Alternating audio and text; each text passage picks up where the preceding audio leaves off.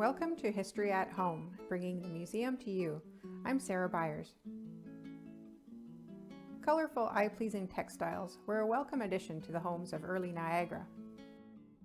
The long process of making a woven coverlet or blanket began with generating and processing the raw materials. Across the land that now makes up the city of Niagara Falls, wool from sheep and linen from flax plants were produced on the farm. Cotton, however, had to be imported.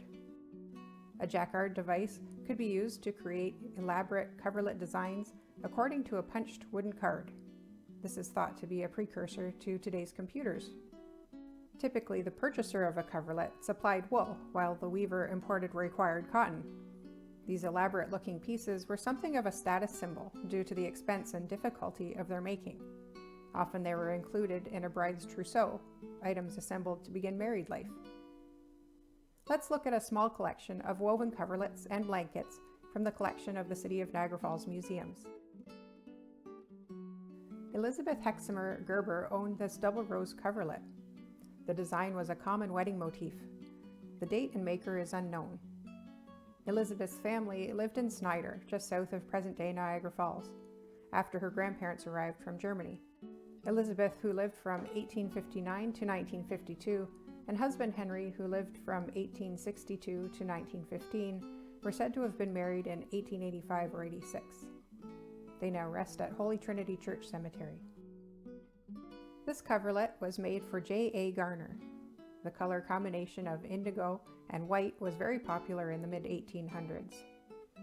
The design incorporates a typically American symbol, an eagle with a striped shield, among trees, flowers, and starbursts. The name and date in the corner of this coverlet indicate its ownership details. J.A. Garner, W.S. Cambria, Niagara County, New York, 1835. At this time, no further details of the owner or the maker are known. Although we don't know the maker of this coverlet, we can see that it was made for Catherine Dell in 1855. This could indicate either Catherine Schaefer Dell or Catherine Buckner Dell. Over the years, the edge likely frayed and was resewn so that the design is no longer visible. The Dell family came to live in Lions Creek area from New Jersey before 1800. In 1851, Henry Dell deeded 1 acre of land to the Methodist Episcopal Church, to be known as the Dell Chapel and Cemetery. Much of the family rests there at the corner of today's Rexinger Road and Dell Road. This blanket is attributed to Priscilla Beamcraft, circa 1860. The initials of the weaver are embroidered on opposite corners in pink, P and B. Priscilla likely produced this blanket from scratch, having processed and dyed the wool herself before weaving on a small loom at home. Both Priscilla, who lived from 1844 to 1936, and husband Francis Westerman Craft, who lived from 1841 to 1926, were born and lived in Stevensville, a village just south of the city of Niagara Falls.